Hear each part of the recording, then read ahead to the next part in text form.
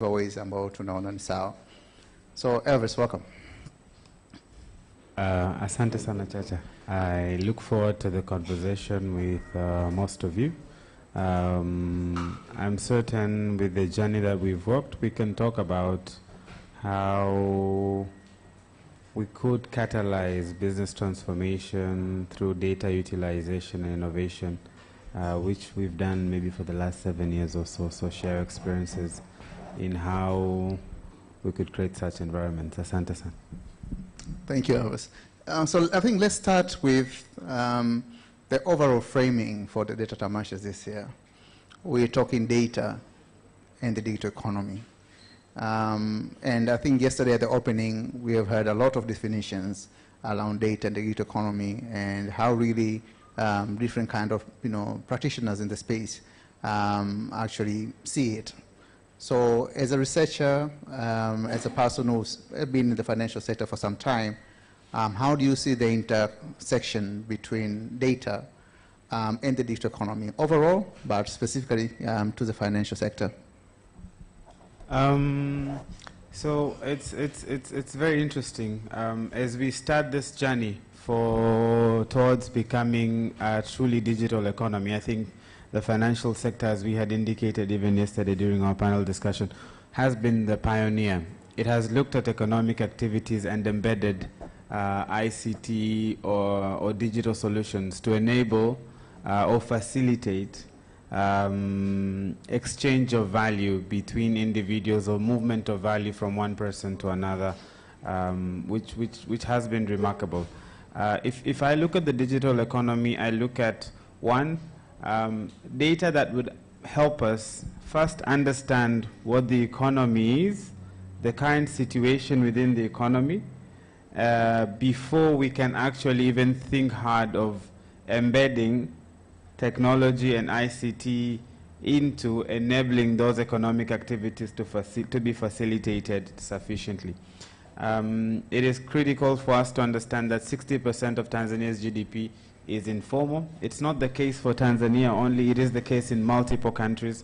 With a highly informal economy of that nature, I think we have undertaken an analysis of NBS data. There is around 70 subsectors generally in the Tanzanian economy. Different activities taking place there. Everything is so tailor-made to that specific economic activities. And the only way in which technology can be embedded fully into these 70 subsectors is by first understanding them. And I think we are yet to get there. There's very few value chain analysis that have been done in the Tanzanian market. Kwenye kilimo kidogo unaweza ukaona kwenye mazao mbalimbali kwamba kuna value chain analysis zilizofanyika ili kuelewa mchanganuo wa shughuli katika ile value chain ama kwenye mnyororo wa thamani. With that darkness, there is a shortcoming and we might be flying blind. So there is a responsibility that sits with us in truly understanding those economic activities for us to fully embed digital aspects to it. Kutoka pale ambapo mkulima wa mahindi anajiandaa mpaka anapovuna mahindi yake ni shughuli nyingi sana. Anajiandaa, anapoliandaa shamba anakutana na vibarua. Wale vibarua wanalipwaje? Wanalipwa keshi. Baada wale vibarua kuja anaenda kununua mbegu za mbegu. Akienda kununua mbegu analipaje? Analipa keshi. Nitaongea kwenye sekta ya fedha zaidi, lakini na sisi tuendelee kutafakari kadri tunapozidi kusonga. Ama pale ambapo natafuta hao vijana wa vibarua, anatumia mifumo gani kupata vijana sahihi ambao watakuja kufanya kazi ya kibarua kwenye shamba lake. Yote hizi zote ni fursa za kuembed digital elements, but we need to understand what is going on, and then we need to design appropriately for the adoption of that. Then we will see high traction. And just to maybe wrap up, so you notice mwanzoni tuelewe ili tuweze kuembed, alafu tukisha embed sasa, kwa mfano kama sekta ya fedha ilivyo, matokeo yake yanatupelekea kwenye hali ambayo sasa kuna taarifa nyingi. Sasa utumiaji wa zile taarifa kuboresha utoaji wa huduma kwa wananchi tena inakuwa jambo la msingi. Nashukuru. Yeah, thank you for that. I think I'll come back to the issue of value chain maybe a bit later. I want to take you a step back. You said that the financial sector has been a pioneer. in digital transformation and usage of data. But you'd also agree with me that within the same sector, there have been the first movers, or the telecoms. We have seen a lot of transformation, even the pricing models, and this is all influence of data, by the way. How we're now paying for our, voice bundles, data bundles, and everything else is data, driving the algorithms and driving the pricing models that are currently in play. But also, we are seeing the slow uptakers. I would say that our banking sector is catching up. You look at the insurance, is also still catching up. You go into other less, formal, such as on the microfinance side, is even worse in terms of actually catching up with these changes. So what do you think are the key drivers for the fast uptake? Why are the telecoms moving faster within this, sector as comparing, to other, subsectors, I would say, within the same sector? I think legacy has a challenge by itself. Legacy ni pale ambapo kitu kimekaa kwa muda mrefu kinakuwa na tabia ya kujenga sentensi ambazo mara nyingi nasema this is how we do things, and that is failure number one. Kwa hiyo unakuta taasisi nyingi ambazo zina legacy. Kwa mfano, the banking industry in Tanzania dates back to the 1960s, while the mobile money industry dates back to 2008. So we're talking about something that is almost celebrating miaka 60 ya uhuru pamoja na jamhuri, na industry ambayo ina celebrate miaka 10. Nadhani 2 years ago mlikuwa mnaona Voda na Tigo wote wakisherehekea miaka 10 ya Tigo Pesa na M-Pesa. Kwa hivyo, those industries, the legacies within those industries become a barrier towards penetration. And you notice now this new vehicles gaining more traction and gaining an ability to move a lot more faster ikijitokeza huko. Mara nyingi ndugu zetu wa benki pia ukiwauliza, mazungumzo yao yanaelekea kwamba kadri unavyokuwa umekaa na kadri ambavyo sekta yako ni ya muhimu kwenye uchumi, nazo sheria wanapenda kutuambia kwamba zinawabana zaidi. Kwa hivyo nadhani there is an element that yes, maybe they have a little bit more restrictive laws, but the banking industry has been there way long, and I think that's a challenge by itself. But what you notice that is slowly happening actually is this move of a lot of skill from the mobile money side to the banking industry, ambayo na yenyewe inaenda kuleta hamsha kwa wale ambao ni wako tayari kuamka. Lakini as you said, there's always the fast movers and there's just laggards, people who will take a little bit longer. And it's not bad, because in any market system, unachohitaji ni watu watakaoanza, na ni jambo la kawaida sana kwenye soko la aina yote ambapo kuna demand and supply. Kuna watu wa huduma ambao wao hungoja kukopi kilichofanywa na mwingine. So they're not pioneers and they don't want to spend resources on R&D. So on that, so you've been, working for FSDT, for almost 7 years now, but you're also a co-founder of Redefine Africa. So maybe you can share a bit more about your experience in disrupting, the use of data and really driving business transformation through data within the financial sector in Tanzania. So what have you managed to do or as part of FSDT, and what are you looking to doing right now with Redefine Africa? Asante sana Chacha. I remember the early days joining FSDT, and soon after my colleague Julia, who is also a co-founder at Redefine, joined. By the stage we were coming into FSDT, it was very clear that miongoni mwa taasisi ambazo ni za maendeleo zinazokusanya takwimu nyingi ilikuwa FSDT, sana kwenye sekta ya fedha. Kwa kuna utafiti kama Finscope, kuna utafiti kama AgFims, kuna utafiti kama AgFims ni Agricultural Finance Market Scoping Survey, ambayo iliangaliwa wakulima ambao wanakopesheka. Tukawa na utafiti wa MSME ambao ulikuwa unaangalia biashara ndogo ndogo katika soko letu. utafiti wa gharama. Kwa utafiti nyingi. Na nilivyokuwa ninazungumza kwenye session nilikuwa mmetoka tu Chacha, kuna upungufu kati ya tunapokuwa tunaandaa utafiti, matokeo yanapotoka na matarajio yetu yanatofautiana. Kwa at that stage in time when we came in, we asked ourselves, how do we bridge the gap between the R and the solution in itself? The research study by itself and the nature of solutions that you find, kind of bridging those two. And we've gone through several iterations that have made us learn a lot. So mwanzoni tulianza na innovation sprints, or you could call them hackathons. Tulikuwa nazita Fin Disrupt, ambazo zilikuwa zinaleta wadau mbalimbali, wanakaa pamoja, wanapelekwa kwenye mchakato wa kutumia takwimu ku-identify mahitaji ya walaji, alafu kubuni sasa kupitia mchakato mzuri solutions mbalimbali ambazo zinaweza zikatatua yale matatizo ya watu. So we went through a series of those in the fintech space, and then you slowly realize kuna changamoto baada ya kuwa na lile wazo bunifu. How do you move from that good idea to actual implementation? Then we went through multiple series. I think the series of Fin Disrupt ilifikia, I think we supported 3 solutions. Moja ilikuwa na credit info ambao walitengeneza a close creditors network ya wakopeshaji wa kidijitali. Alafu kukawa na mfumo wa SACCOS ambao pia ulitengenezwa na an application called Little Fish. A couple of those pieces become critical, but through that journey kilichotokea ni kwamba tulitambua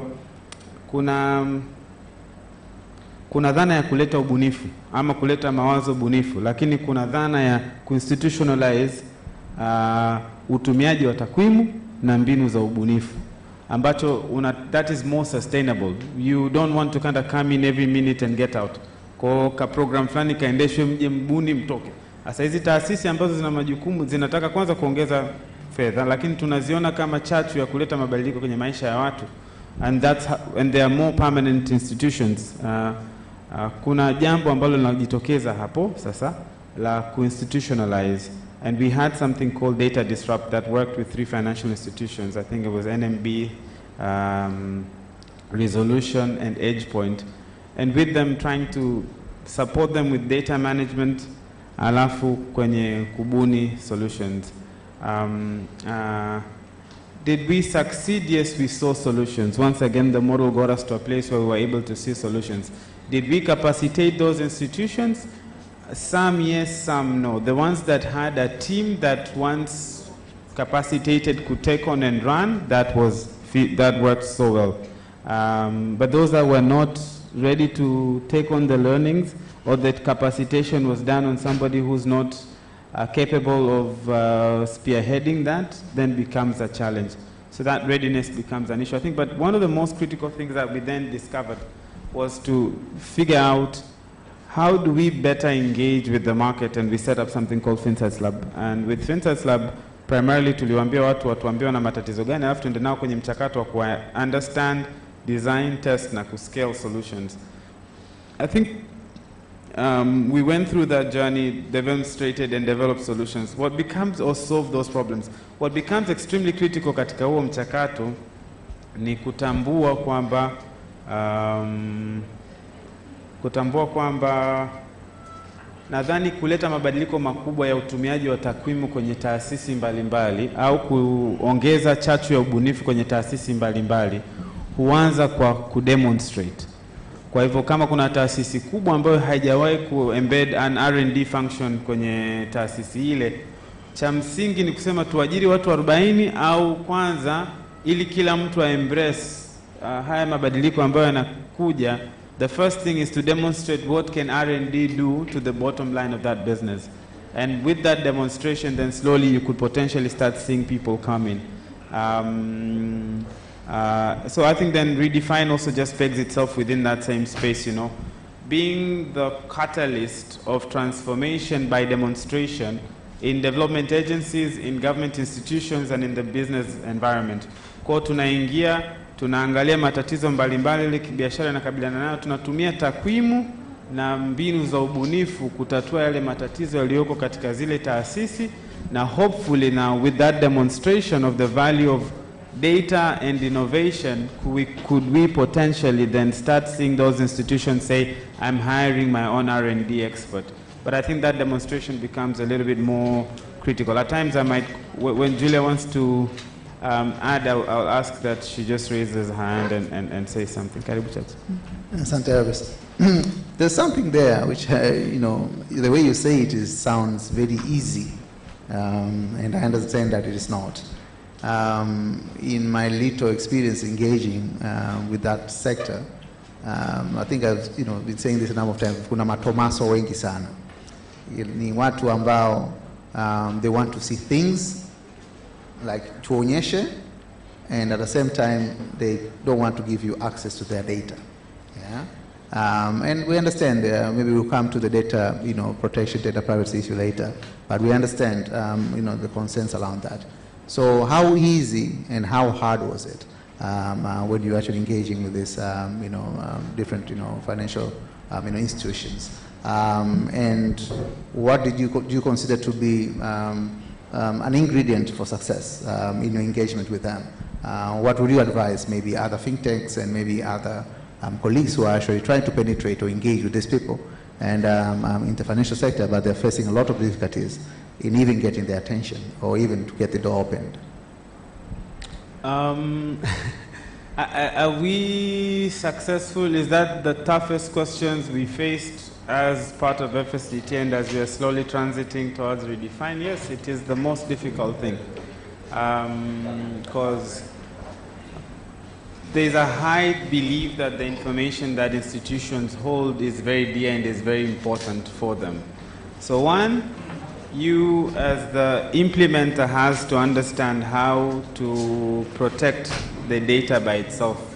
You almost kind of wear two hats. You wear the hat, you wear your hat that needs the data, but you also wear the hat of the person who wants to give you the data. You remove their fears, and once you remove their fears, then you get access to that data. It might take you a week, it might take you 3 months, it might take you 6 months. Because at times peer approvals za uwezo wa kushare hizi data zinatoka mbali sana sana, kama taasisi hiyo ina affiliations, taasisi hiyo fedha na affiliations beyond Tanzania. Kwa cha msingi ni kuwa mwazi up front kwamba mtasign, you become more proactive. Kwanza mtambue ni nini mnakifanya, kuna tatizo gani lililopo, na kwamba data ndio chanzo au chachu ya kutatua lile tatizo. So this is the problem, what we need is data. Aha, that is good. So we are now focused on the purpose to solve that problem. So one, tunakutana kwenye tatizo na tunaungana kwenye tatizo. Cha pili sasa ni mifumo ya kisheria ambayo inatakiwa kukulinda wewe unayepokea na yule anayetoa. Kwa you need to sign an non-disclosure agreement ambayo haita disclose taarifa. Lakini hata kabla ya kufika hapo, kuna umuhimu sana wa kuhakikisha kwamba tuna anonymize na kumask hizi data, ili iwapo ile data itakutana na mtu nje, haianguki kwenye mikono ya mtu ambaye sio sahihi. Sijui kama kuna mic nyuma hapo. Kuna mic nyingine? But cha msingi then kinakuwa hicho. And once that is well streamlined, then you're better placed at accessing.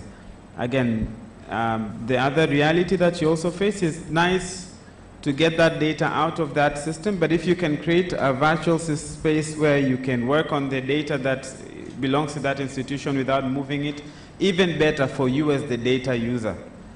Because then you also don't want so much liability. So I think safer environments through which this is done. I don't know if Julia wants to add something on this. Yeah, sure.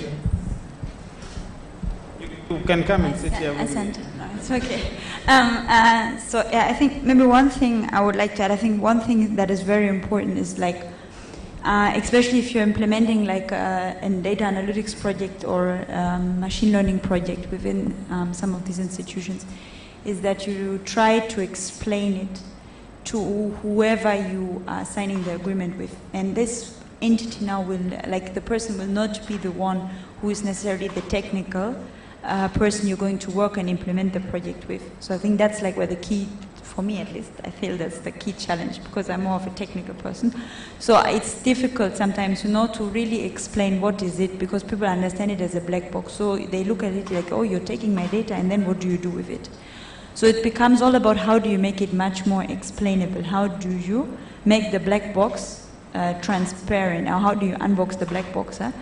So it comes all about that. So you need to really try and make it explainable. What are you going to do?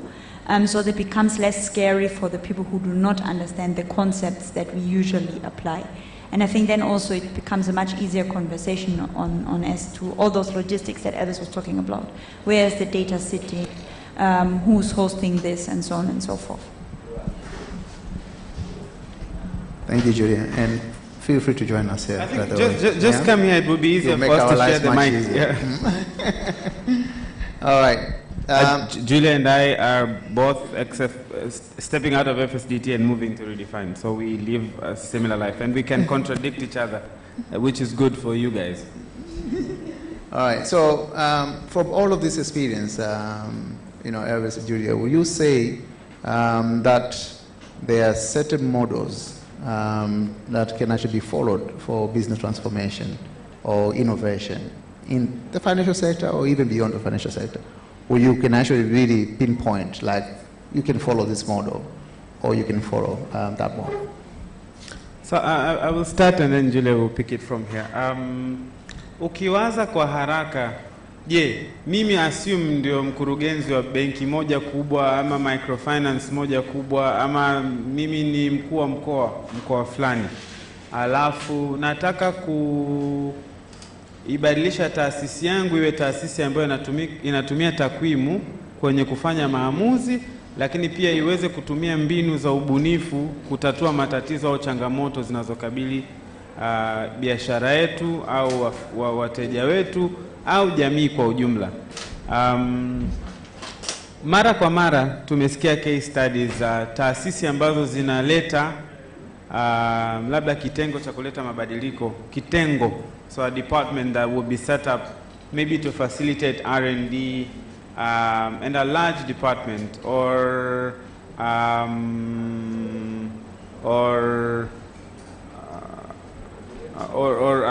a business transformation department that comes in and sits there. I think that is critical, having internal champions that do this. That said, nitawaambia mimi kitu ambacho tumejifunza kikubwa sana. One of the industries that is worst hit with budget cuts in Tanzania ni utafiti, weird enough, of all markets. When things get tough in any business, one of the budget lines that is easiest to chop is the research budget line, it's the analysis budget line. Because business as usual is good. Biashara inapozidi kusonga, mambo yanazidi kuwa mazuri. Kwa hivyo, why that? So it's one of those lines that is chopped off. What then happens when you do this investment ya watu wengi, kwanza unaleta matarajio makubwa. Kwa watu wanataka mageuzi makubwa ya wayaone kwa haraka, big results now katika ile taasisi ambayo transformation inaenda kuletwa. Na yenyewe inakuwa na changamoto zake. Ukiniuliza mimi, na actually tathmini nyingi zilizosaidia katika taasisi nyingi transform, kuna umuhimu hata ukileta hiyo team ama ukifanya kazi na intermediaries kama Redefine, kuna umuhimu sana wa kupata matokeo au kuonyesha thamani ya haya mabadiliko. Why is it important for us to use data for decision making? Why is it important for us to become evidence-driven problem solvers? Haya mabadiliko ndio yanatupa chachu sasa ya kuweza kuleta major transformation. Ukionyesha, demonstrate. Si unaona hapa, tukafanya hiki, tukatengeneza bidhaa hii. Ilipotengenezwa hii bidhaa imechukuliwa na watu 30,000, 40,000. Aha, watu wanaona results. But if you find yourself maybe more in terms, so that gives us an interest which is critical kwenye kujenga ile culture. Kwa sababu people then embrace, hawaoni tu kwamba hawa wamekuja kuleta mabadiliko, lakini wanayaona mabadiliko. Alafu sasa ukisema kwamba ili tuhakikisha haya mabadiliko yanakuwa sustainable, basi tulete watu ambao wataendelea kufanya haya mambo kwa ufasaha zaidi. Do you want to add something, Julie? So, and then especially in the bigger organizations and financial providers, one of the other issues, because of the legacy models that is there, it's very important to also align whatever is being done with the KPIs of these people who work in these organizations. Because mwisho wa siku, you want to meet your KPI.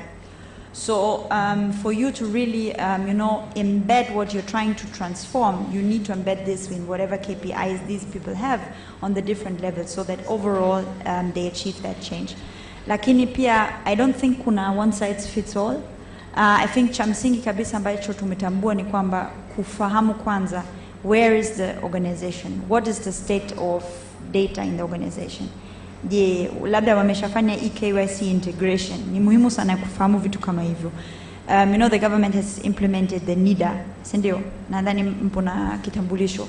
So some banks have already done verification. Mmeshaenda kufanya verification na NIDA. Benki zingine mpaka leo hawajanifuata. So maana yake the data is still not up to date. So here niyo ina changamoto, yani ukitaka kufanya proper business transformation ambayo ni data driven. So you have to make an assessment. Where's the organization that I want to transform? Where do I pick it up? So nadhani there's no one size fits all. You need to kind of first understand what is the current state and where now do I want to bring that organization to. Thank you, Julia. Now I want to bring in the concept of open banking. I think it's a concept that is gaining ground worldwide. So maybe for the benefit of all, maybe you can break it down for us. What is open banking, and how do you see a concept like open banking being implemented in our context, in a country like Tanzania? Baada ya tafakari ya muda mrefu ya mabadiliko ya sekta ya fedha, I think miongoni mwa nchi za kwanza ni Uingereza kutambua kwamba, na huu utambuzi ni wa muhimu sana tunavyoanza hii safari, kwamba taarifa za mlaji za consumer, mimi account holder, mimi mobile money wallet holder, ni za kwangu mimi na sio za benki wala ile kampuni ya simu. With that discovery, they said, mimi kama mlaji na haki ya kutoa taarifa zangu kwenda kwenye taasisi nyingine ambayo ingependa kutumia zile taarifa zangu kunihudumia mimi au kunitambua vizuri zaidi. Kwa hivyo ukiangalia hapo, ni nguvu inarudishwa kwa mlaji. Na nadhani kwenye mataifa kama ya kwetu bado hatuko huko. Tena ukisikia mazungumzo yote yaliyoko hapa, nakumbuka hata Kakacheza anasema tufanye data protection, nadhani kuna session inakuja saa 9, data protection na sharing, kwa sababu we forget the excitement is not in as you continuously collect. Nadhani jana nilikuwa natoa takwimu kwamba 90% ya takwimu zimekusanywa ndani ya miaka miwili iliyopita, lakini only 0.5% of that has been analyzed. Na ukiangalia hata biashara kubwa Europe, ni 4% tu ya zile biashara ambazo zimetumia hizo takwimu kwenye kuendesha shughuli zao za kibiashara. Kwa hivyo I think at the heart of it is that. So if you ask me today, how do I see this in terms of how it will play in Tanzania, we have a more robust, unique system, because mobile money has never penetrated Europe. But kwa unagundua sasa kinachotokea actually Europe, kuna benki kubwa lakini zinatokea aggregator banks that bring forward what sisi tunaita front end interoperability, kwamba unagundua jana alivyokuwa anazungumza bwana Mike Shaka, yeye anatambua mfumo wa Voda uko hapa na wenyewe ni mfumo wa malipo, lakini thamani yake ameitengeneza mbele ya ule mfumo, kwa sababu value anayo create ni kunipa better deals, despite the fact that I'm paying a transaction cost. Ananipa a better deal for a social event than, which means what then this does, immediately tukikubaliana kwamba hii taarifa ni ya mlaji, hizi taasisi ambazo tayari mlaji anahudumiwa nazo anatakiwa kubaki nazo, kinachotakiwa kitokeze ni layer ya hapa mbele ambayo itaenda kuongeza zile use cases, which is very close to the digital economy. Use case moja, kwamba huyu anaona kwamba ana uwezo wa kukupa, hitaji letu ni kulipa nikipata aweni ya fedha ninayolipa ya kiingilio kwenda kwenye event inanipa nafuu. The entire e-commerce business, every time I tell people, the only time your e-commerce platform will make sense is when the mangi shop will be more expensive than you buying online. If you do not arrive at that, then you're missing something drastic. And at times, na napenda kusema tena hapo, the real solution might not even be technology. The real solution, if you think of what Nilipe is doing, is discounting, but it's the relationship between Nilipe and the event organizer that is bringing out this new emerging value that was not there mwanzoni. Na mara nyingi sisi tukiwaza, and especially as we are going to this digital economy, mara nyingi tunabaki na mifumo ya teknolojia, tunasahau the real value is in solving people's problems, and that person's problem is a cheaper deal at an event. Buying a drink or buying mangoes at a cheaper price online than me going sokoni. Better quality of mangoes delivered to me on a timely basis and at a cheaper cost. And those are the things that become super critical. So any innovation is supposed to make things faster, cheaper, and better. Julia, I don't know if you want to say something. So I think there is kuna umuhimu sasa hapo kwa sisi kuendelea kuwaza sasa hizi layers zinazojitokeza, lakini hizi layers zijitokeze lazima tuwe na mazingira ya kuruhusu zijibuke. Yeah. As you touch on the issue of data protection and data privacy, allow me to, I know we have different views on that, but allow me to ask you in front of everyone. So how do you see data protection and data privacy? What do you think is the best approach towards data protection, data privacy? I will start, and Julia is better than me in this maybe topic. I think tukiangalia dhana nzima ya data protection ni kuhakikisha kwamba taarifa za mtu hazitolewi bila ridhaa yake na haziingii kwenye mikono ya mtu ambaye hazikukusudiwa kumfikia. Kwa tulinde cha kwanza taarifa za mtu, na cha pili kwa tulinde nobody touches that information, na cha pili lakini ambacho ni cha msingi mimi ukiniuliza ni kutambua kwamba huwezi ukanilinda na taarifa yangu mimi mwenyewe, kwa sababu mimi I can't be my own enemy. It is my information, so it is mine. So my interpretation is you can protect me and protect my data that sits with you, but remember that it is mine. And allow me to share my own information when I want to, kwa sababu ni taarifa zangu, na usingekuwa nazo iwapo nisingekuwa natumia huduma yako.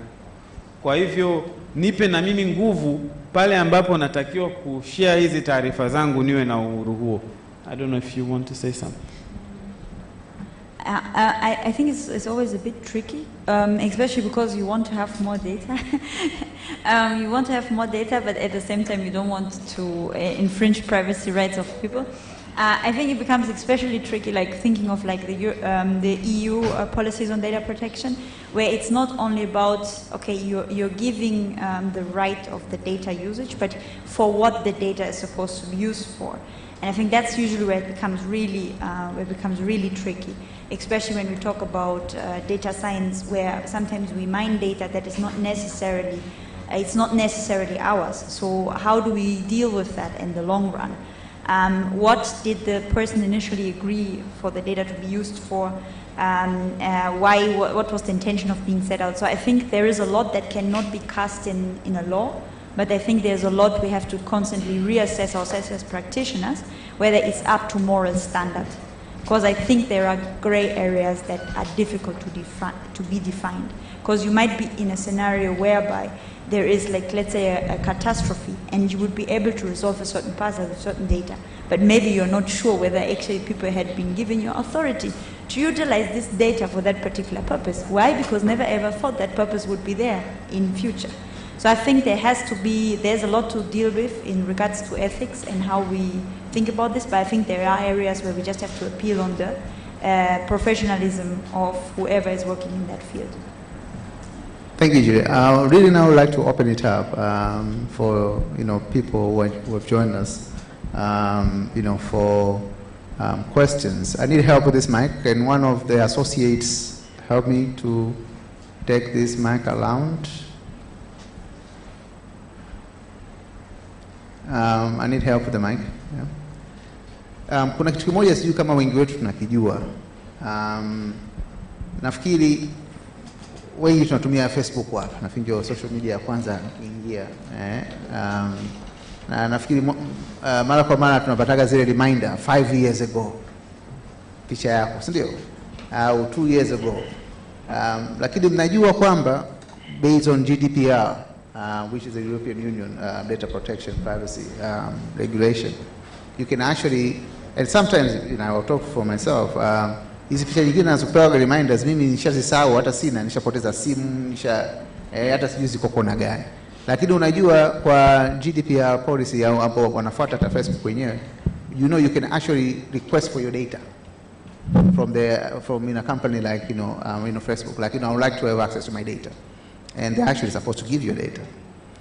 Even if vitu vidogo ambavyo nafikiri we'll be discussing more, na nafikiri kuna haja ya watu kuweza kufahamu zaidi maendeleo yanaenda kwenye swala zima na data protection and privacy, na kama nilivyokuwa nasema Everest, mwisho wa siku you are the owner of the data, you have the control of the data, and if you want to move it or take it anywhere, you actually have the right to do that.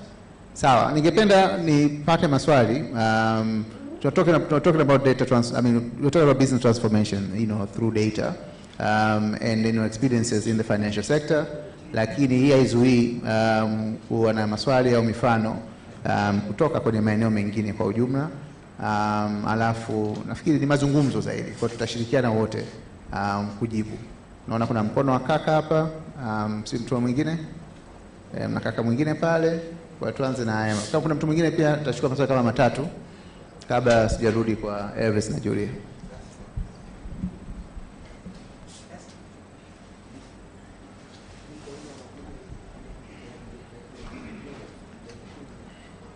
Yeah, asante kwa discussion nzuri. Ninaitwa Mgabo Maro, ni mfamasia kwa taaluma kutoka halmashauri ya wilaya Sikonge. Nimejaribu kufuatilia session nyingi, lakini hii ya business transformation nadhani inakata close maeneo mengi sana. Nilikuwa najaribu kufikiria, nadhani wengi hapa tumetoka vijijini. Kuna hiki kitu kinaitwa health coverage, yani health insurance coverage. Sijajua kwetu sisi kama business associates na watu wa fedha, ninahisi kwamba tumewekeza sana kwenye maeneo mengine, lakini ile eneo la afya sijajua kama limekuwa overlooked. Lakini ukienda deep down kwenye kule vijijini tulikozaliwa, access ya health services bado iko chini sana. Sasa sijajua kama kwenye hii digital economy tunayoongelea, kama tukimwacha yule mama wa kule kijijini asiguswe na hizi transformation tunazoziongelea, inawezekana hiki tunachokifikiria kukifikia kikawa kigumu sana. Asante. Asante. Swali zuri sana. Ni issue nzima. Yule associate wangu yuko wapi? Ni swali zuri na muhimu sana, kwa maana how do we reach the masses? Sisi tunafuatilia changamoto na nchi zote. Changamoto ya community health insurance is about the masses. Kwa hiyo it really has to make business sense. Na sana hapo watu wengi sipokuwa na hela watu wataki kwenda. Labda tutasikia uzoefu wa watu walifanya utafiti kwenye maeneo hayo kuweza kujua what could be the solution there. Yes kaka. Labda tungekuwa tunajitambulisha pia ingependeza, majina kidogo ili watu tufahamiane kwa njia hiyo. Okay, asante moderator na panelist wetu. Mimi naitwa Kiska Masaki, natoka Benki ya Maendeleo ya Kilimo TADB. Sitakuwa mbali sana na mwenzangu alotangulia. Tunazungumzia sana biashara, business kwenye digital economy, na tunazungumzia sana biashara zinazotokea kwenye urban area. Interest yangu ni kwenye kilimo. How do we transform this smallholder farmer who is working in the rural area? Adensia rais wa Benki ya Maendeleo ya Afrika amesema in 2030 mamilionea wajao watakuwa wanatoka kwenye sekta ya kilimo. And actually pale ndio production inakofanyika na kuna biashara kubwa sana kwenye kilimo. But how do we help this farmer when he or she is at the rural area aweze ku-access information za market ya mazao anayozalisha, aweze ku-access information ya inputs na kadhalika na kadhalika. Hebu FSDT kama wana taarifa zote, and I'm opening this to all of us because it's just a discussion, kama kuna chochote ambacho wamefanya kuhusu kuwasapoti hawa wakulima. And remember about 66% ya Watanzania wapo kwenye sekta hiyo. Kwa hiyo tunaongea jamii kubwa ya Watanzania ambao wako engaged kwenye kilimo. So niko interested ili tusiwaache nje ya discussion hii. Asante. Kuna swali jingine kabla hatujaja kwa swali la mwisho tutarudi kwa panelists. Mimi naitwa Hussein Halidi, natokea Jichopolito Company Limited. Mimi labda ningependa kuuliza swali langu katika aspect ndogo sana ambayo amejaribu kuizungumzia mheshimiwa hapa. In case I'm not mistaken, ile sehemu ya ownership of data, information. Umesema kwamba sometimes the information, yani people they have to remember that the information is yours. So wewe ndio unaweza kuwa na wewe unaweza kuwa na ile interest ya kushare either na other organization or any kind of community. But mimi napata shaka kidogo, but because sometimes we may have this, let's say, the information which is very important to the other people, but consider that the information is yours and you don't want to share. Hauendi kwa kwamba through that unaweza kuwa umekosesha, let's say, the particular society au watu wote kwa ajili ya kuperceive maendeleo yao baadaye. Mfano, let's say in terms of agriculture issue, let's say una vile una good strategies za, let's say, farmers kwa kupata more mazao mengi, lakini hizo information ukawa nazo wewe na zina faida sana kwa wakulima, lakini kwa consider that this is my information, I don't have to share with anyone. Kwa hilo unaweza kaelezeaje labda? Haya, kwa sababu ni mdada, naomba nichukue swali la mwisho la dada, madada wawili. Huyu dada na yule dada tutarudi kwenye panelists. Hello, my name is Cecilia. I'm from a company known as Fast Up Solution. We're a fintech. It's not a question, but it's a comment from what you just mentioned. And I think Elvis was talking about how different institutions, some institutions in different sectors are a bit slower in adapting to technological changes and just digital transformation in itself. And as someone who works in a technology company, I would say the example that you just gave about, farmers, how do we reach them? How do we inform them about this, different information that will allow them to scale up, to better their, their agricultural processes? I would personally say that, as just a general opinion, in our government or just Tanzania in itself, and especially African countries, I think the best way to reach these farmers and to be able to tap in agriculture is to use technology, right? So if we are having this solution that can better these different processes, the question is, are we actually ready for them? For me, I work at a fintech. My job is basically to sell technology, to share different solutions, to show how we can actually better these different sectors and better different processes. But the biggest issue is on the readiness of actually adapting to these changes, to take these solutions and use them. It's not that they're not there, they are actually there, but are we ready? And how do we prepare to actually be ready? Are we educating enough? Are we informing enough? We have all the data. We have everything that is necessary to transform, but it's the issue of being ready. So for me, I would say we need to do something about how we can actually get ready. It's not that it's not there. It is there, but we have need to be get ready. Yes. Okay. All right. My other sister there. Thank you. My name is Pamela Chogo from Arusha. I could really relate to the one who was presenting when he mentioned about research and development and the budget. And I have a lot of first-hand experience on how that is the first part that we cut down the budget. Now, what can we do about it? Because the ones who are cutting down the budget are researchers, and they do research, but they are the ones who would deduct the budget. What can we do? Thank you. Thank you for that. All right, now I'll come back to my panel. You can respond, jointly. You can share the questions. So I will start with, Julia will do the insurance question, I will do the data sharing, I will do the agri one, and maybe attempt the last one. Maybe we'll back each other up. Kilimo, Nikki, we have an old colleague of ours that says, agri is difficult, it's complex. He is a guy who's worked in agriculture for very long and has, kwa kweli miongoni mwa watu ambao wamewaza namna ambavyo unaweza tukapeleka huduma za kifedha kwenye kilimo. Alikuwa anasema ni complex. I think there's in kilimo there is a need for connected thinking and coordinated action.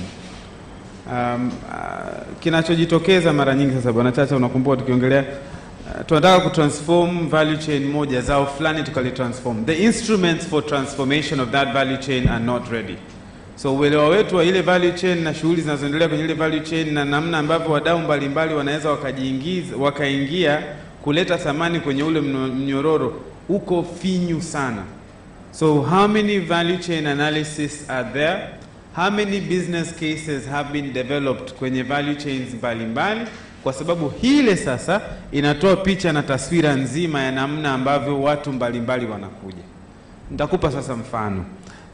Kwa bahati nzuri tulipokuwa tunapofanya kazi za FSD timu yetu ya kilimo ilipata fursa ya kusaidia ama kushirikiana tena nadhani pamoja na TADB. Ni kwa namna gani tunaweza tukahakikisha kwamba wakulima tunawaingiza wakulima kwenye mifumo ya kidijitali ya kifedha. You realize tungepambana tukamchukua Tigo na NMB tukashuka naye kwenye korosho tusinge forward after. Lakini then you realize how connected thinking is critical. So we know we have TMX. We know we have WRB. We know we have Tigo. We know we have NMB. We have NBC. We have CRDB. All these players, everybody wants to go to that zao. We know we have watu wanaofanya leasing. What then becomes extremely critical ukiniuliza sasa ni tulitambue lile zao kwa mapana yake, tuelewe zile shughuli, tuone ni kwa namna gani wadau mbalimbali wanaweza wakaja wakashiriki. Ndio maana tulikuwa na program inaitwa mfumo jumuishi. Kupitia mfumo jumuishi, bahati nzuri serikali sasa unaiona ikinyanyuka kwanza, ikisema hawa wakulima mara kwa mara tunawalipa cash, tuwahamishe kutoka kwenye cash tuwapeleke kwenye malipo ya kidijitali. Hii inahitaji nguvu ya ziada, kwamba kutoka leo hatulipi tena cash. It is a forced migration. If you ask me, at times it's super critical. Lakini pale ambapo sasa pia unaanza kuona adhma na umuhimu wa malipo kama entry point, ili uhusiano kati ya mkulima na taasisi ya kutoa huduma za kifedha uanze, maybe the first thing is anakuwa na account, inapokea malipo. Lakini baada ya hapo tumeona mkulima akipewa crop insurance na NIC, hapo wakaembed health insurance, shirika afya na NHIF. Baada ya hapo tutaenda mbele na kuangalia AMCOs kama AMCOs na kuwaza kwa umakini sasa ile AMCO ni kwa namna gani inaweza ikawaunganisha wale wakulima wakaja kwa pamoja wakaweza maybe dunduliza hela kumiliki gala lao dogo litakalokuwa linafanyia aggregation ya mazao yao. So if you think of it, it's almost like mimi I call it strategic incrementalism. Kwa ni mbinu ya kuongeza kidogo kidogo huduma mpaka pale ambapo tunasema huyu ana huduma 6 za kidijitali, lakini lazima ianze na ya kwanza, na lakini na hakiingia mara ya kwanza lazima awe na imani na ile mifumo. Kwa hiyo ni kwenye upande wa kilimo nadhani kuna matokeo madogo hapo, lakini I think there's still work that needs to be done kujenga hii picha kubwa ili sasa kila mtu ajione anaingiaje. TDB anaingia hapa, NMB anaingia hapa, Tigo ataingia hapa, huyo ataingia hapa. Kila mtu anajipanga na fintechs na wenyewe wanaingia wapi. Cha pili, budgets won't be chopped off if value is seen. We have to demonstrate value. And when people now start seeing unaenda kuondoa $10,000 ama shilingi milioni 10 ya utafiti, anasema hii tumepunguza fursa. Unfortunately, a lot of our R&D work, because it has been poorly linked between R&D, haijaonyesha matokeo, kwa tunashindwa kuwa na nguvu ya kusupport kutokukatwa budget. Kwa lazima tuhakikishe tunaziunganisha hizi ends mbili, ili ikifika hiyo siku sio wewe unajitetea tena, ni yule aliona matokeo. Kwa measuring and tracking our own progress will lead us there. Ndio maana wenzetu wa masoko wanaendelea kupewa budget nyingi za kufanya ATL activations na BTL activations. BTL za chini, ATL za juu. Matangazo mnaona yanaruka. Kwa sababu yeye akienda ana justify mwaka huu kutokana na initiative zangu za marketing tuliongeza wateja 100,000. Sasa wewe mwenzangu, upande wa utafiti na ubunifu, ile huduma ulioleta ilifanikiwa kuleta wateja wangapi? Tumeongeza faida kwa kiasi gani? Unasema mimi hii hela ni haki ya hii kurudi huku ili tuendelee kuchakacha hivyo, which would be critical. I think the last one was on the last one that maybe I'll take is on sharing. I think it's critical. Na Julia alielezea vizuri zaidi na I won't take so that maybe she can also pick it up from there as she's wrapping. Kuna umuhimu wa kuangalia sasa. Kwanza kuna taarifa pale ambapo tunavyotumia hizi huduma. Yule ambaye anatupa huduma hiyo ndo mara nyingi tunakuta terms and conditions. Zile hatuwezaki kusoma kwa sababu nazo zenyewe ni nyingi. Lakini mule ndani ametueleza namna ambavyo pia atatumia taarifa zetu. Ile mara nyingi nyewe mnaenda pale mnasema accept. Lakini mule amesema nitachukua taarifa yako kufanya hiki na hiki na hiki na hiki na hiki na hiki na hiki, lakini sisi quickly tunaenda kusema accept. Kwa hivyo tukifanya accept, kwanza hopefully sasa, which is to your question, yeye ataenda kweli kuzitumia kwa lile jambo. Ijapokuwa sasa mara nyingi pia anajifungua kisheria kuruhusu kutumia, lakini je, utumiaji unatumika? Ndio hapana, na kuwa changamoto. And then the second part of sharing then, which is kwa hii inatupa hiyo mianya. Cha pili sasa ambacho hakipo ni kuwa na sheria ambayo inalinda na kuruhusu ugawaji wa taarifa, kwa sababu that's the balance that is critical. Kwa lazima tuwe na sheria ambayo sasa itasema mtu itambue kwamba data ni zangu na iniruhusu mimi kuruhusu zile taarifa zangu kutumika na third party. Na hili lipo, nadhani mnaliona mara nyingi mkisajili kwenye mtandao mwingine unaambiwa tumia Google kufanya hiki. Kwa uendi tena kule kufanya pre-registration, unaenda unasema yes, use my Google account or use my Twitter account or use my Facebook account. That's direct migration of information from one platform to another, which should be more or less the same. Today when you're subscribing to, provided the application is on your phone, umeregister benki X, umedownload app yake, inakuambia activate account, naweza nikatumia taarifa zako za mtandao wa simu B. Ukisema ndio, fresh inahama huku inaenda huku cha. But we're not there yet. So until we get to that migration, then value creation becomes seamless. I submit. Yeah, maybe just to add to your point. So I think Tanzania bado, yani kuna issues zingine za data protection, data sharing ambayo we don't have the adequate regulations and rules and regulations in place. Lakini pia licensing, we don't have adequate licensing frameworks in place, even for matumizi ya open data itself. So nadhani bado, yani we need to develop that for ourselves, what works for us, ili tupate framework ambayo sisi tunafanya kazi kwa amani zaidi. Huyo ambayo anatupatia data yake na sisi ambayo tunatumia data, kwa sababu ni wote wawili inabidi tuwe na amani. Naomba nichangie mara moja kwenye issue ya agriculture. Just a minute. I think so. You would look at an intermediary like dLab today that could sit and we could dump all mobile money data at dLab, anonymized, and it sits there, and it's sitting at a space like this and is being utilized by the data scientists that are being created or the data community that is emerging here to fix real problems in the market. So intermediaries like this also, like dLab coming out, I think they're doing that with NBS, but with the private sector, more of that, and that conduciveness is critical. Ndio maana kwa mfano kuna sheria ambayo inazitaka benki ziripoti watu ambao hawalipi mikopo benki kuu. Alafu kule benki kuu zile taarifa zinaingia kwenye repository, alafu zinachukuliwa na credit reference bureaus kutumika sasa kwenye maamuzi ya kutoa mikopo au kutokutoa mikopo kwa watu. But it doesn't happen because we are all imagining that that's the ideal state. Intentional regulation ought to be in place. Yeah, so nilikuwa nataka nichangie na point ya kuna agree. Nadhani one of the things ambayo tumetambua kwenye hizi projects ambayo zimefanyika sokoni chini ya FSCT lakini na players wengine ambayo zimekuwa implemented. Cha msingi ni kwamba uwe na blended approach. Ukidondosha tu teknolojia au app hutaenda popote.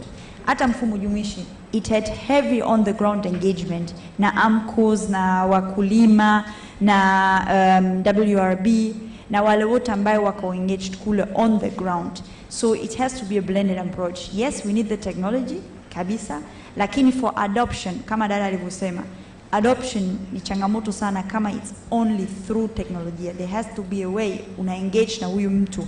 Hata huyu mtu akianza kutumia teknolojia anajua kuna mtu ambaye amenifuata kipindi kile, angalau niko na point of contact, kwa sababu pia kuna issue sana ya customer handling na nani atashughulikia tatizo langu nikipata tabu kwenye mfumo. Ili tujenge hiyo trust, watu waamini mfumo, yani wakulima hasa waamini kwamba mimi nikitumia hiyo mfumo itakuwa imara, hela zangu hazipotee, na najua namfuata nani kama kuna changamoto inapotokea. Yani hiyo issue ni muhimu sana, a blended approach na adequate regress mechanism. Bila hiyo hatutajenga amani kwenye hizi mifumo ambayo zilipo. Alafu sasa swali ya mwisho ya kaka hapo, kweli kabisa FinScope 2017 imeonyesha ni 15% tu ya Watanzania ambayo wana bima ya afya. Na serikali of course sasa hivi wako kwenye agenda ya universal health insurance, so tunatumaini kwamba tutaelekea pale, lakini teknolojia inatusaidia vipi kwenye hilo? Nadhani kuna mawili ambayo nataka nisema hapo. Cha kwanza tumeona kwamba kuna maboresho kwenye CHF. Tumehamia from CHF to ICHF. Hii imefanyika kwa sababu sasa hivi moja kwa moja unatambua ni nani ambayo anatakiwa kupokea huduma za CHF baada ya kujisajili na CHF. So kuna linkage kati ya individual na huyu kadi ya CHF. Yenyewe inasaidia kwa sababu sasa maana yake mimi nikijisajili hamna mdada mwingine ambaye anaitwa labda Julia au ambaye anasema anaitwa Julia anaweza kutumia kadi hii. So fraud inapungua.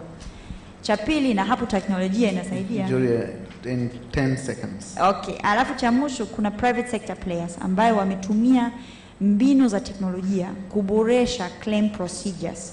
Kulink kwamba malaria treatment tumeshafahamu, nikienda Shinyanga vijijini malaria treatment hawezi kuzidi 5,000. Mtu akinileta claim ya 10,000 tayari ina raise red flag. Sawa? So data ambayo tunayo inatumia kwa ajili ya kuhakikisha kwamba people do not commit fraud, ambayo inasaidia pia we can keep the premiums at a low level ili kila mtu anaweza kununua bima ya afya. Asante Julia, asante Awes. Jamani, makofi mengi kwa panelists wetu. Tumewaambush lakini we have ended up having a very good session. Na washukuru wote, na sasa tuna transition kwenye session nyingine. Session inaendelea mundani kuanzia saa 9. Ni kuhusu global pandemics and the digital economy. Kuna session nyingine na run parallel on the other venue. Itakuwa inazungumzia masuala ya data protection and privacy in the digital economy. Kwa hiyo kama unataka kujua madhara ya COVID na jinsi gani data inatumika, unaweza kutumika kwenye majanga ya kidunia kama COVID na madhara yake kwenye kujenga uchumi wa kidijitali, basi uko sehemu sahihi. Kama unataka kujua masuala ya sheria kuhusu data protection, data privacy, basi ule ukumbi mwingine wa Kilimanjaro ndio ukumbi sahihi kwa ajili yako. Asanteni sana na tunaomba kuendelea kuwaona. If you are looking forward to work with us and you're a great data scientist, feel free to reach out. We are growing our team slowly and we are happy to engage you. Karibuni to the Redefine booth, but you can also talk to Julia and I. Upendo, naomba invoice ya matangazo imfuate Elvis.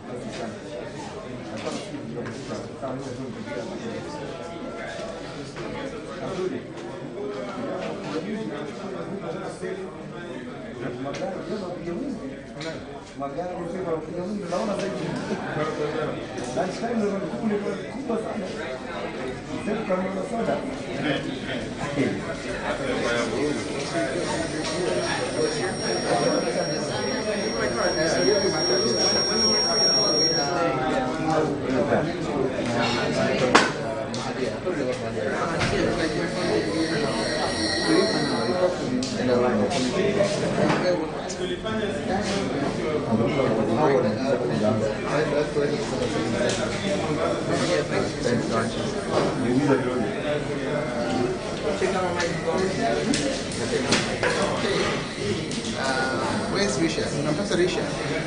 Risha, wataweza. Anakuja posti kule. Mwambie niko huko.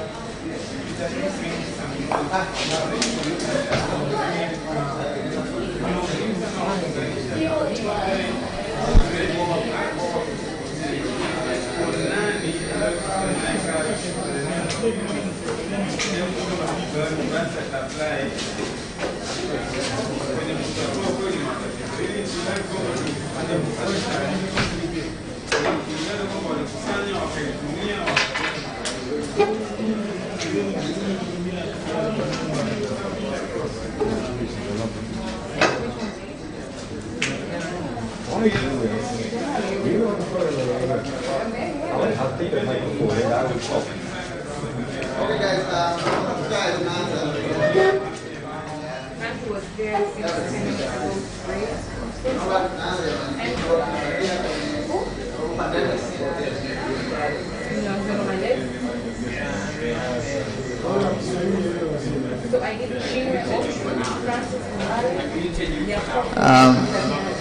hi, Andrew.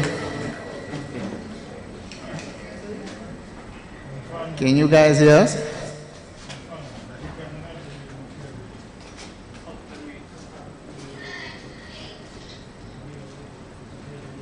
All right, can you guys hear us? Can you see us? You can see yourselves. How do we make them to see us? Okay, can you see us now?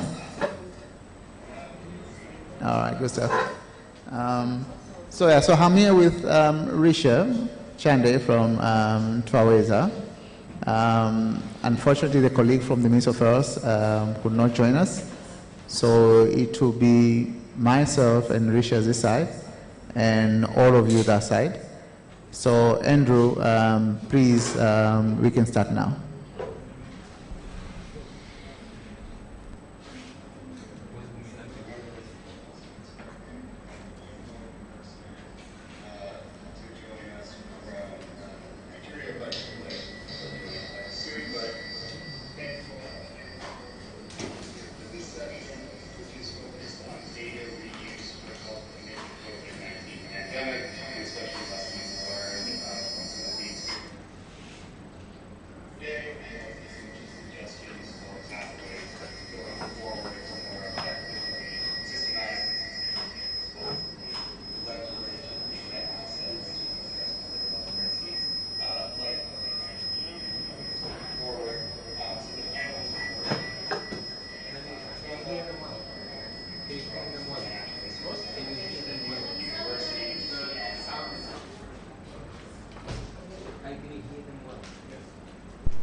Hello?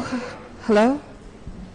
Hello, hello, hello, hello, hello, hello. Hi, Andrew. I'm sorry to interrupt. My name is Khalil Mboy, and I happen to be the host for Data Tamasha 2021. We're having a bit of an issue with sound. There's a bit of an echo coming from your end, so perhaps we could take 2 minutes to sort it out. I would ask you to keep speaking, probably tell us how the weather is while we're making sure everybody can hear you properly and as clearly as possible. Thank you.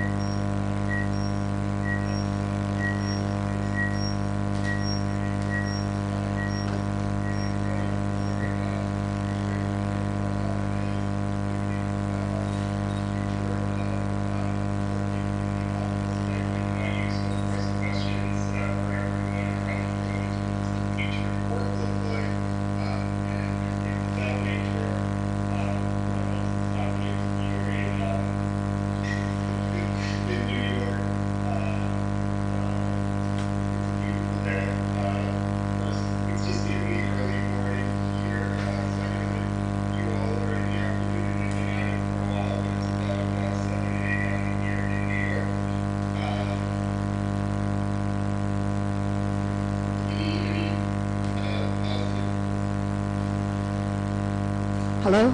Okay, perfect.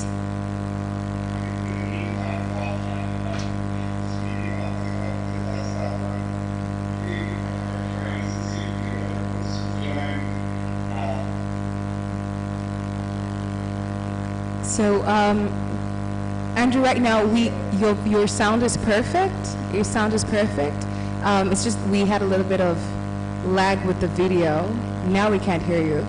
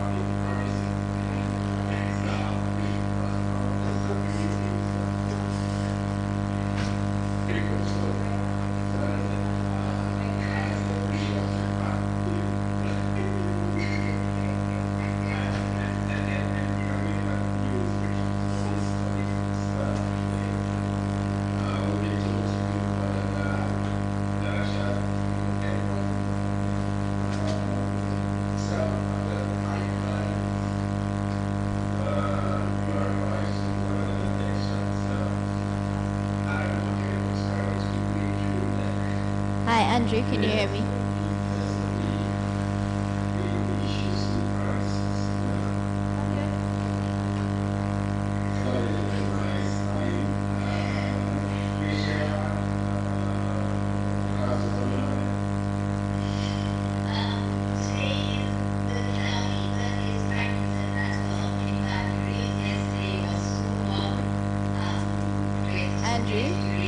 Andrew, can you hear me?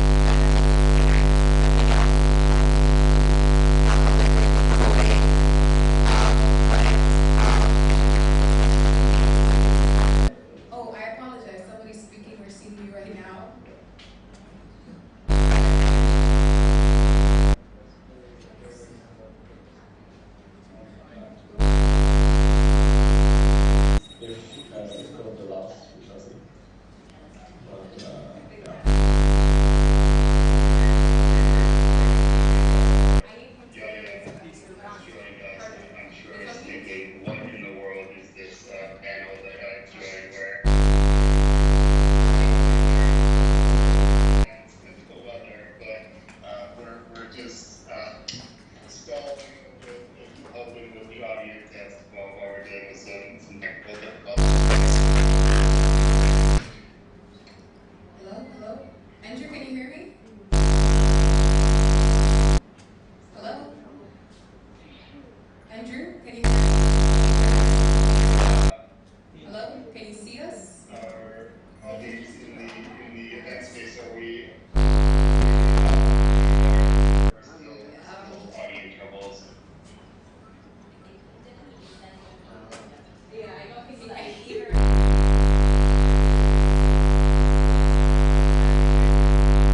Hello, hello, hello? Hello? Can you hear me?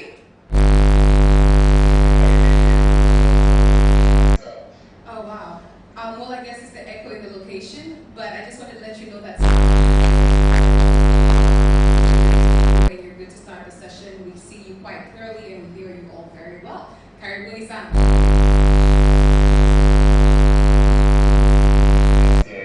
Thanks so much. And hopefully, I guess you can hear us. As we get going, but thanks everyone for the patience, and thanks so much for joining and being a part of this panel. We'll try to still touch on with about an hour left rather than the full 75 minutes. In the time remaining, as I thanks so much for being here for this session, which is focused on data reuse and pathways forward. And the panel was organized by the dLab, which is based at New York University that looks at ways to use data and data collaboration in people's lives, and also looked at ways the co-organized use in supporting public health in Africa, in emerging health and otherwise, and really thinking about how we can be participatory in the way that we go about the data-driven response to opportunities and crises. And in particular, in this session, we really structure in place across Africa before and weaknesses and strengths. The work that attendees can do as part of the Data for COVID-19 Africa Challenge on how to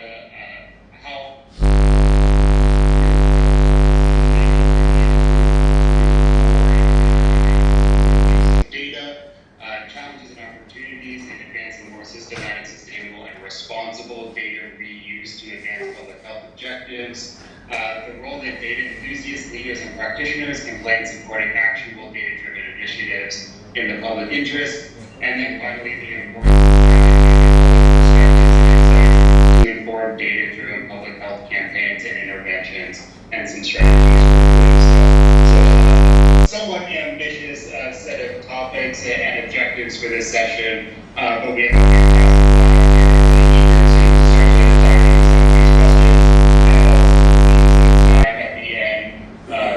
folks in the room and others joining us today to share some questions with the panelists.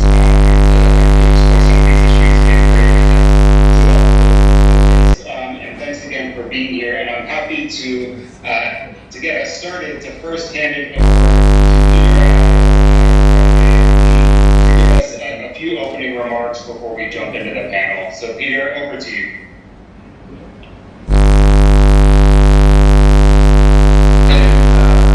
Andrew, for the introduction.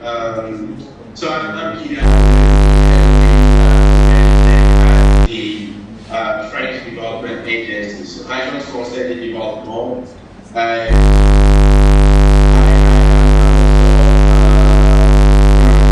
was a AMD today, the Data for COVID initiative in our institute. Back 2000.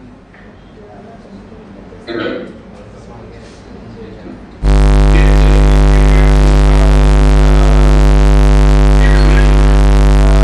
The AFD data for conveying agricultural initiatives. And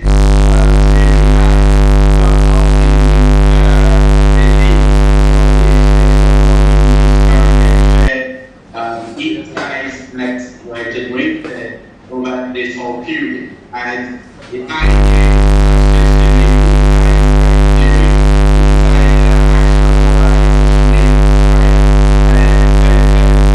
so in this section, we'll have some people from of these things actually share some of the insights on the reuse of these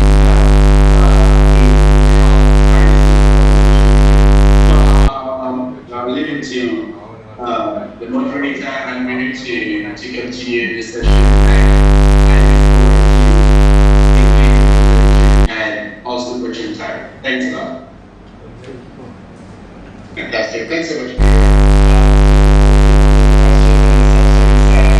We will do a brief round of introductions just so that you know who is joining you in the panel today. So maybe to start, I'll hand over to the one person there in person. Risha, would you like to briefly introduce yourself? Sure, thank you so much, Andrew. I'm Risha Chandra. I work for Twaweza East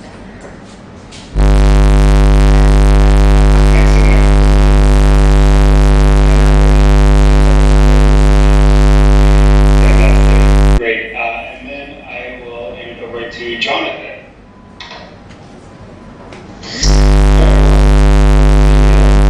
I work for at the Center for Behavioral Economics. The name is quite self-explanatory. I don't need to go into great depth. And I'm happy to be here.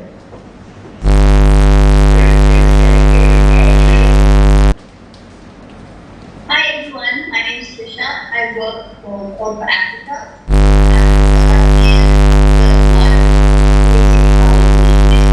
And I'm happy to be from Dublin, South Africa.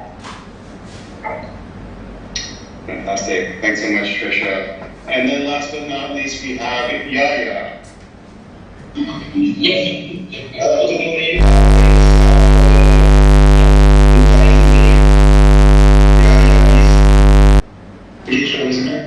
Nigeria Center for Disease Control, and we are part of the data for COVID in Nigeria. Fantastic. Thanks so much, guys.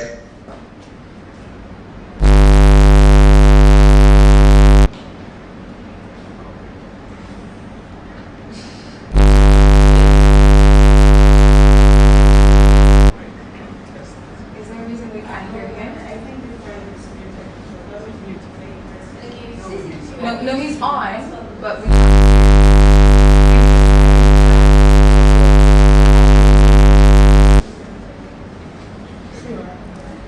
It's not us. No, it's us. Is it? Yeah.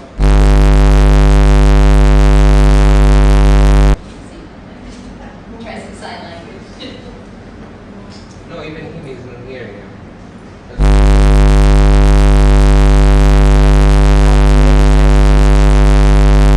Can you hear me? No, I just said because I can't hear you. Switch your mic. It's on. Then there's something. I turned it off now. Can you hear me? Or The other mic? Is it the other mic?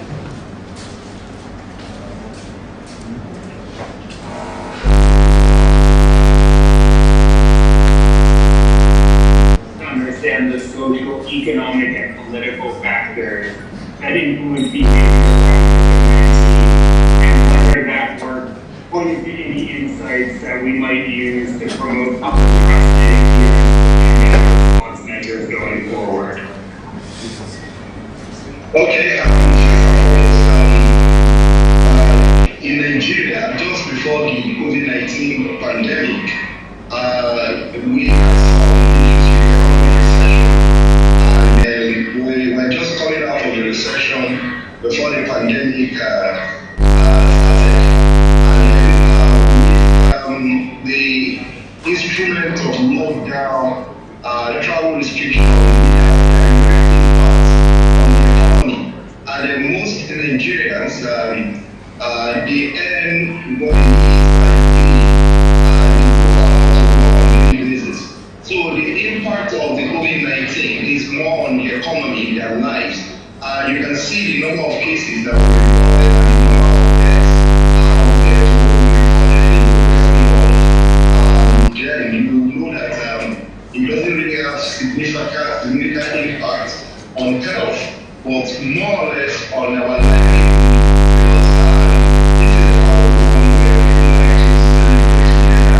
They want to do wedding ceremonies in large numbers, and those things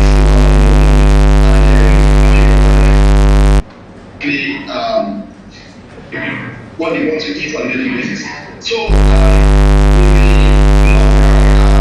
initially, there was this anxiety over the spread of COVID-19 and how it can affect human life, but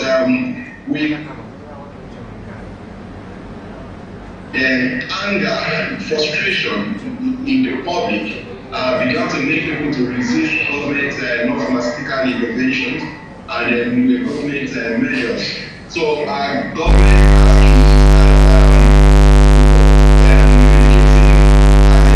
reducing the restriction gradually. So it was done in phases, and that started around July.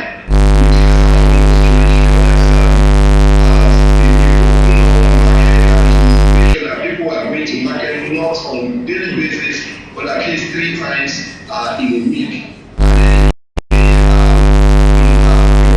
And then the places that were open last were the bars. These are areas that we don't have control over. But the international international travel was high restriction, but focus at least was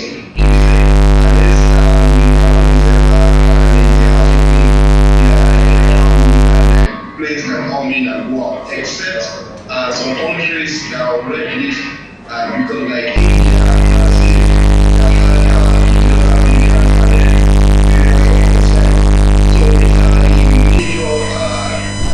but the insight we were able to get from the data for COVID, and then it shows that majority of Nigerians, the impact was more on them, on the economy with regards to the food. Few people of them can really afford the daily needs, daily food. So many people could not eat in 3-4 meals, and then also a lot of people also lost their job. And so if I'm actually permitted to present a slide here, we'll be able to see some of those statistics as we discovered during the data for COVID challenge. Thank you for now. That's what I have. Thanks so much.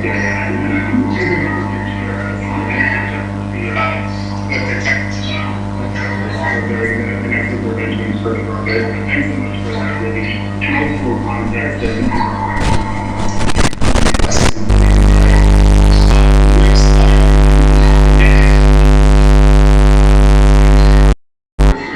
Trust and legitimacy has been a major challenge during the recent crisis. A bit more about the way that your colleagues have approached engaging citizens to guide and inform data networks, and those using public health data, those using data for public health, and in nature, and why that type of participatory approach is so important and actually provides value.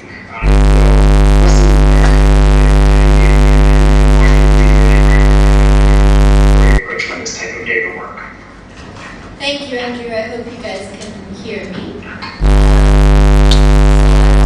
Just kind of reflect on, I think absolutely, as you said, trust and legitimacy. Crisis, especially, I think health crisis in particular.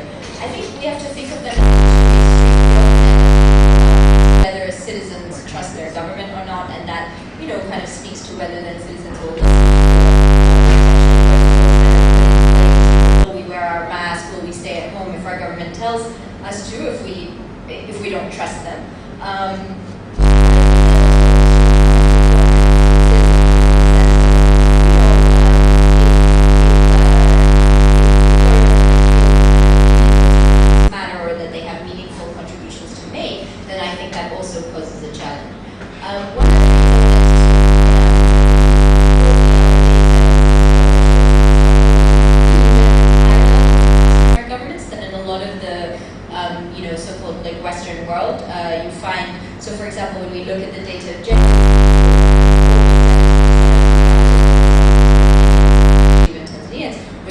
confident about and happy with their government response to COVID. But I think one of the things that did happen, especially I would like to say on the side of the government, so I think again, particularly in Kenya and Uganda, some really harsh and brutal enforcement of lockdowns in the beginning. In the week you would find the army and police enforcing lockdowns were killing more people. This kind of came to as a realization to kind of people in government that actually kind of getting adherence to these response measures, but also in deciding what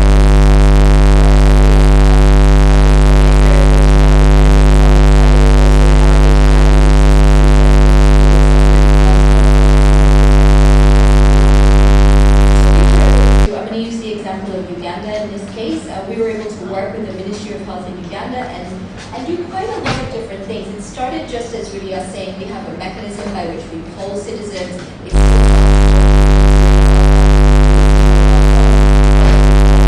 On people's knowledge, attitudes, and practices on COVID-19 to help you inform your messages. You can see what people are doing to help you. And they were excited about this opportunity. And so we co-created about 3 different